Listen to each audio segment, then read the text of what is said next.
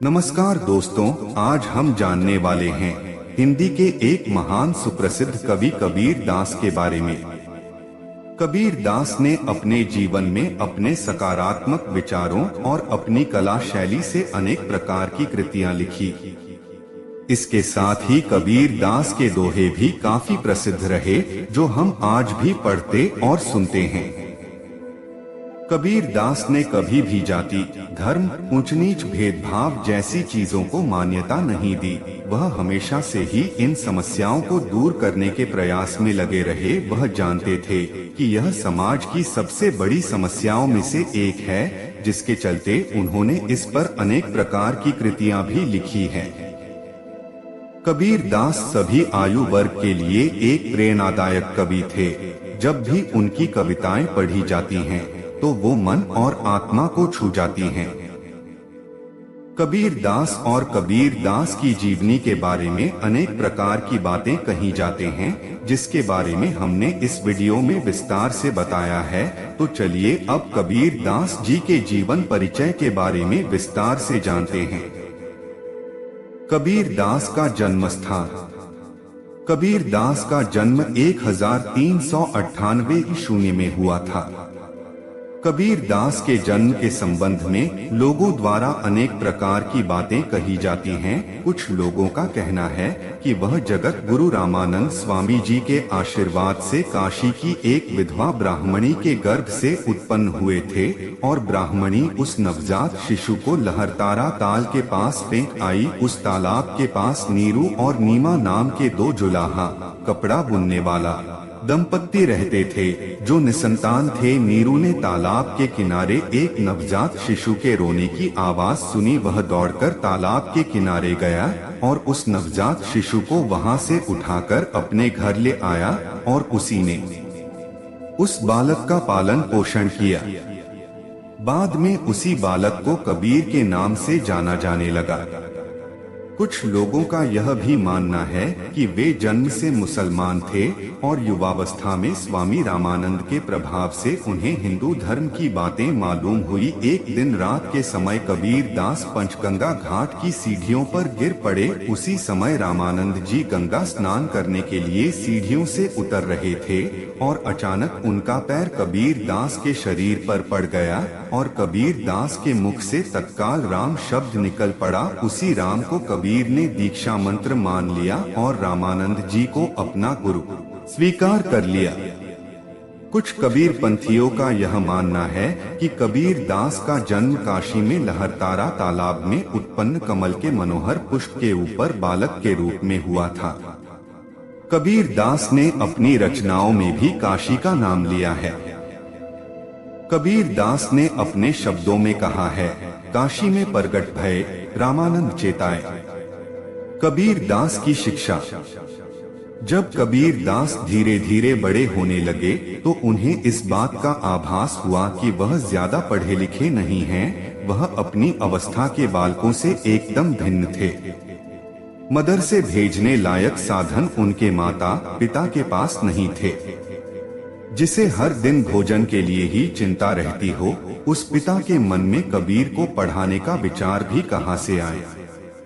यही कारण है कि वह किताबी विद्या प्राप्त ना कर सके। मसी कागज छुवो नहीं, कमल गही नहीं हाथ। पोथी पढ़े भी जग मुआ, पंडित भया न कोय। ढाई आखर प्रेम का पढ़े सो पंडित होय। कबीर दास के विचार। कबीर दास ने जो व्यंग्यात्मक प्रहार किए और अपने को सभी ऋषि मुनियों से आचारवान एवं सच्चरित्र घोषित किया, उसके प्रभाव से समाज का निम्न वर्ग प्रभावित न हो सका, एवं आधुनिक विदेशी सभ्यता में दीक्षित एवं भारतीय सभ्यता तथा संस्कृति में कुछ लोगों को सच्ची मानवता का संदेश सुनने को मिला। रविंद्रनाथ ठाकुर ने ब्रह्मा समाज विचारों से मेल खाने के कारण कबीर की वाणी का अंग्रेजी अनुवाद प्रस्तुत किया, और उससे आजीवन प्रभावित भी रहे। कबीर दास की रचना मुख्यतः साखियों एवं पदों में हुई है। इसमें उनकी सहानुभूति तीव्र रूप से सामने आई है। संत परंपरा में हिंदी के पहले संत साहित्य भाषा जयदेव हैं। ये गीत गोविंदकार जयदेव से भिन्न है। शेनभाई, रैदास, पीपा, नानक देव, अमरदास, धर्मदास, दादूदयाल, गरीबदास, सुंदरदास, दरियादास कबीर की साधना है। कबीर दास का व्यक्तित्व। हिंदी साहित्य के 1000 वर्षों के इतिहास में कबीर जैसा व्यक्तित्व लेकर कोई लेखक उत्पन्न नहीं हुआ। ऐसा व्यक्तित्व तुलसीदास का भी था, परंतु तुलसीदास और कबीर में बड़ा अंतर था।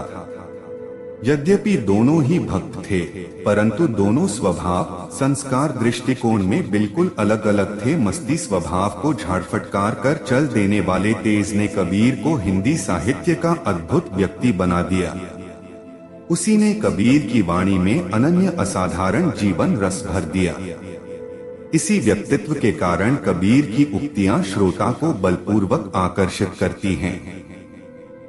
इसी व्यक्तित्व के आकर्षण को सहृदय समालोचक संभाल नहीं पाता और रीझकर कबीर को कवि कहने में संतोष पाता है। ऐसे आकर्षक वक्ता को कवि ना कहा जाए तो और क्या कहा जाए। चलिए अब कबीर दास की कृतियों के बारे में जानते हैं। संत कबीर दास ने स्वयं ग्रंथ नहीं लिखे, कबीर दास ने इन्हें अपने मुंह से बोला और उनके शिष्यों ने इन ग्रंथों को लिखा। वे एक ही ईश्वर को मानते थे और कर्मकांड के घोर विरोधी थे।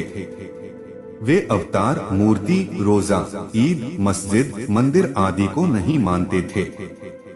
कबीर के नाम से मिले ग्रंथों की संख्या भिन्न भिन्न लेखों के अनुसार भिन्न भिन्न है।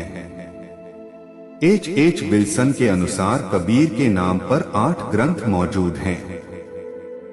बिशप वेस्टकाट ने कबीर के 74 ग्रंथों की सूची प्रस्तुत की तो रामदास गौड़ ने हिंदुत्व में 71 पुस्तकें गिनाई हैं। कबीर की वाणी का संग्रह बीजक के नाम से प्रसिद्ध है। कबीर दास की मृत्यु। कबीर दास ने काशी के निकट मगहर में अपने प्राण त्याग दिए।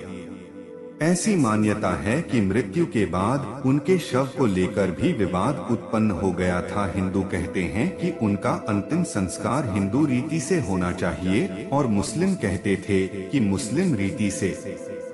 इसी विवाद के चलते जब उनके शव से चादर हट गई तब लोगों ने वहां फूलों का ढेर पड़ा देखा और बाद में वहां से आधे फूल हिंदुओं ने उठाया और आधे फूल मुसलमानों ने।